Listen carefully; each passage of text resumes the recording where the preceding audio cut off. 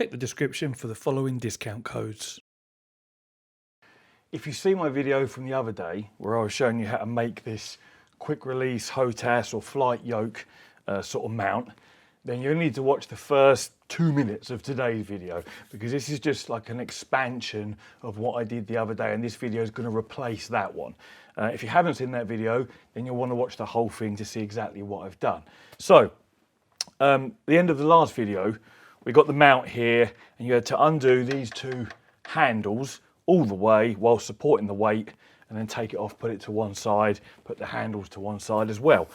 What I've done now, and partly through the inspiration of someone in the comments, I've slotted this right hand end here, and I'll show you close up in a second, and this left hand end coming in from the sides. And what we can do now to do the switch over is just slacken off the handles a couple of turns each, like this. And again, these are ratchet handles, so if you can move the Hotas further over if you want and just use the ratchet mechanism. Once you've slackened them off like that, you can now slide this across, which allows the left hand end to come out, lift it up a little bit, slide it across that way, and now you're out. Put it to one side. These handles now stay here in the rig along with your penny washers, and you just grab your steering wheel, whatever wheel that might be. And again, this is for people that have quick release steering wheels. Watch the rest of the full video to see what I'm talking about. And we're back to ready to race again. And again, when you've finished racing and you want to do some flight, you whip it off, you grab your mount, put the left hand up in the air, slot the right hand in, slot the left hand in, and nip them up. And that's it. That's probably less than 10 seconds to swap over, and now I'm ready for flight. Like, so pleased with how this has worked out. Anyway, I better show you a close-up of what I've actually done at the ends here to make this possible. So if you look, I've just slotted in from the side and trimmed a little bit of the top corner off there, which is what I had to do to get this to go underneath the handle with it still in place. And on the other end, a less of a slot, because this end only needs to slot in up to the point where it sits flush with your cockpit uprights. And that's kind of like, you haven't got to sort of adjust it left to right then, you literally just slot it in hard up and it's in place. And this bigger slot obviously on here allows you to go in the right further than you need to then drop the left hand one down and slot it in. So in fact, we may as well just do it again for the sake of showing you. Right hand end in first, left hand, and you're in. That's literally it. Nip your handles up and you're ready to fly. Like, I can't think of a quicker or easier way to swap them over than that. Literally less than 10 seconds. Anyway, watch the rest of the video if you haven't seen it already. I'll show you how I made this plate and how the whole idea works. So get into that, and I'll catch you all later. Oh, one thing, if you're wondering why I've got fluffy hair, it's because I've just got out of the shower. I'm going to do some Microsoft Flight Sim 2020 in virtual reality, so I didn't see the point in wasting the hair gel. Catch you all later. A quick DIY video today for people who are not only interested in sim racing, but in flight sim as well, especially with Microsoft Flight Sim 2020 that came out, about a year ago. Even I've had a little play, I see all the videos on YouTube, and I thought this actually looks pretty interesting. And weirdly enough, as a result of that, I'm actually now going to start taking flying lessons. I had my first one a week ago. Now, I already had Hotas set up, the X56 that I bought to play Star Wars Squadrons, as I'm sure a lot of people probably did. So I already had that kicking about. Got the cockpit. I've also got a 5-DOF motion system that's on loan from Race at Home. Bob very kindly lent that to me. So we've got one of his low rider kits at the bottom for your traction loss and your surge. And then we've got 4 PT actuators, vertical actuators to do those axes. So I thought it'd be great fun to have Microsoft Flight Sim set up with the motion on the rig, rather than using my Hotas on my desk, which is where I played Star Wars Squadrons. And I looked around on the internet to try and find like a good way or a quick easy way to secure them to my rig here. This is my GT Amiga Prime, but it'd be the same for any, you know, aluminium profile cockpit of this size, a P1X or something similar. And I just couldn't find anything that was quick or easy, or that didn't interfere with where my handbrake was. Can you see? There's a handbrake here and my shifter placement, and it was all just a bit ball achy. And I thought there's got to be an easier way, you know, to do this. So I thought to myself, I sat in the rig like this and I had my Hotas. I thought, where do I want them? On my desk, I sit with them pretty much like this in front of me. Now, some people may prefer them a wider stance down to the sides, like on the arms of their desk chairs perhaps, because you can buy mounts that let you do that. But because I've had it on a desk, I'm used to them being in front of me here. So I thought, well, if I just whiz my wheel off like that, and this is the other thing, a lot of us have quick release steering wheels. If you've got an aluminium profile cockpit, the chances are you've got a quick release steering wheel of some sort. Even the belt driven Thrustmaster stuff has quick release wheels. The only thing you might have that doesn't would be like a Logitech, one of the G series, or the very entry level Thrustmaster stuff. But for the rest of us, we can all just whip our wheels off. And what that gives us is this big open space here in front of me. And I thought to myself, all I need is the equivalent to my desk, but here. And of course, with aluminium profile, you've got slots, you just put your T-nuts in, you can pretty much do what you want. So I got myself a piece of 3mm steel, which is what you see here, and I just guessed at 3mm for the thickness, and it's actually perfect.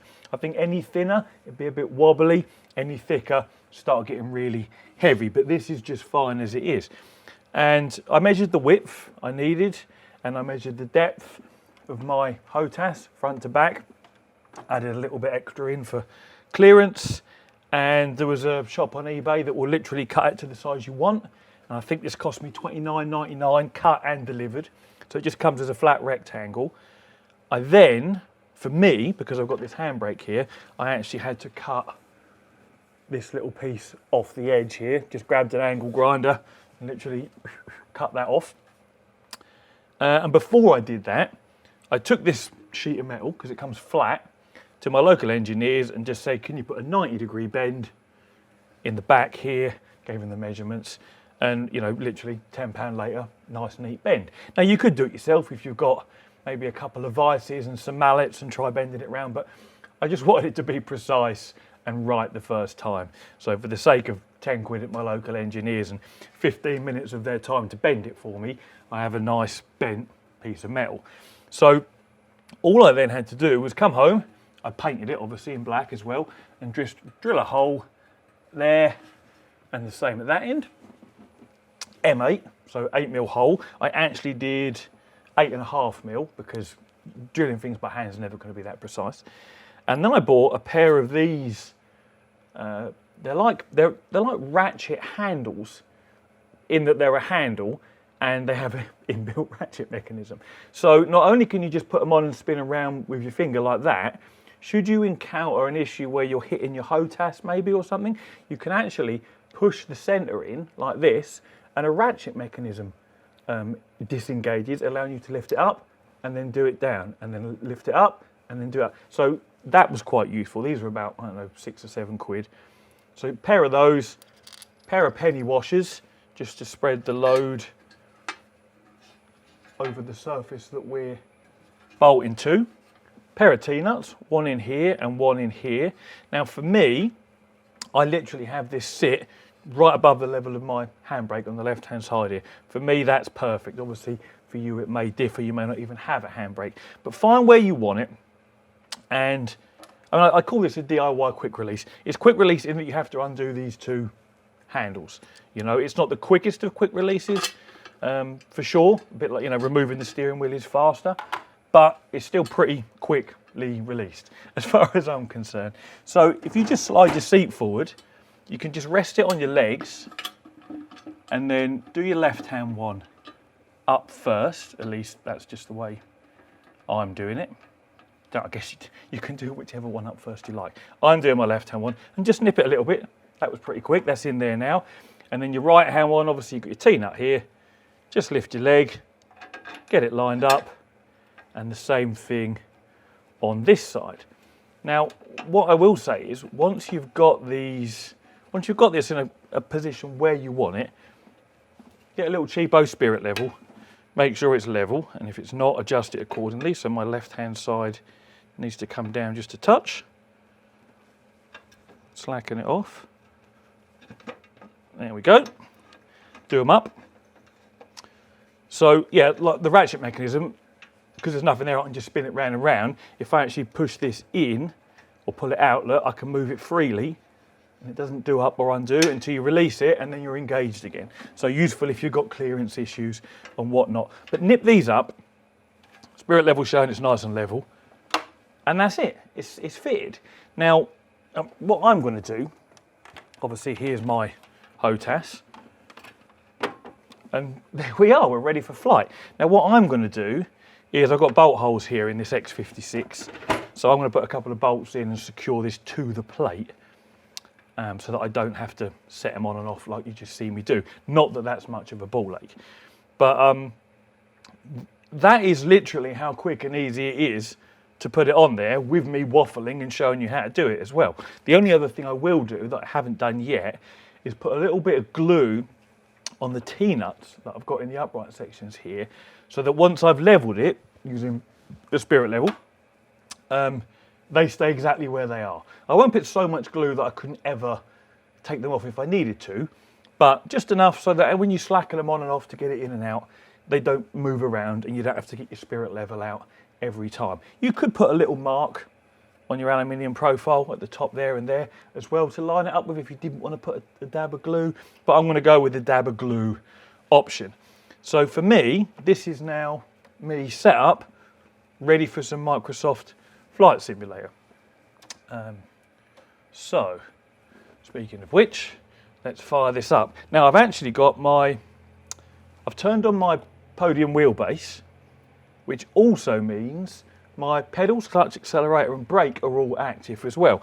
And I've now mapped the clutch and accelerator to be my rudder pedals, because weirdly, using them in this configuration, they don't actually feel that different, even though when you're sim racing, they quite obviously feel very different. But for this application, they work just fine. And you can even use the middle pedal, the brake pedal, as a brake pedal if you wanted to as well. But let's just take off. If I can remember what I'm doing here. I am a total newbie to flight. Disengage the parking brake. So I've got a little shunt from the surge actuator there. We're actually flying out of Earl's Cone here, which is my local airfield where I will be learning to fly from. Wait for the speed to get to about 60 knots, gently pull back on the stick. Now what was good was I had vibration through the rig there as it was sort of rumbling along the ground. As soon as you take off, it's nice and smooth. Again, a big thanks to Bob at Race at Home for the loan of this equipment. And this is just such a cool way to play Microsoft Flight Sim. We probably don't need that top light on now. The only thing we need is for bloody Microsoft to actually support triple monitors now, rather than what I've got here, which is Stretcho-Vision, just like we have for Dirt Rally, in fact, where it isn't properly supported. But that's me, you know, I'll just do a very gentle roll to the left, and you'll see my cockpit here in real life also rolling to the left, and then we'll go back again, go the other way. I've got the GoPro set up behind me, so I'll get some of that footage on there. But, you know, as a practice tool, a way to actually practice my flight procedures that I'm going to be learning and what have you, I think this is going to be a brilliant way to do it. But I just, you know, let's do a little bit of a nosedive as well. Look, and you'll see it all, and then we'll pull up. But I just thought I needed a quick, easy way to, you know, get my Hotas fitted on here. You could fit a flight yoke in the same way, or any other sort of flight control setup. Like I say, I've got my rudder pedals, whoop, bit aggressive, assigned, so the traction loss on the low rider, as you'll see, quite happily mimics you flapping your tail rudder, or at least as far as I can tell it does, not actually being a pilot yet. But yeah, I just thought I'd share this with everyone in case other people were in a similar situation and wanted to do the same thing. So I'll just now remove everything and show you how quick it is to go back to the steering wheel setup. So let's just move these out of the way. Again, I will fix these to this plate so that I don't have to take them on and off, because I can still spin these little handles with them attached. So you support it with your knees, like I mentioned before. You can even slide your seat forward a bit if you want to do that. Just crack them off, undo one side, which in my case, for whatever reason, is going to be the right hand side. Undo the left hand one. And that is our plate removed. Now, if your Hotas or your flight yoke was still attached, obviously you just have to have somewhere to set it, because the USB cables will be attached. For me, I can just drop it on the floor. For now, I can then grab my steering wheel, line that back up, slide it on. I've got my pedals on a slider as well, so I can put the pedals where I want them, put the seat where I want it, and I'm back ready to race. I mean, realistically, that's probably less than 30 seconds or so if I was to not be talking through it at the same time. But yeah, there we go. I will list, I mean, there's nothing really to list. 3mm steel, a couple of T-nuts, and these little handles and penny washers. That's all you need, but I will put them in the description. So should you want to do the same as me, you can. As always, thank you very much for watching, and take it easy.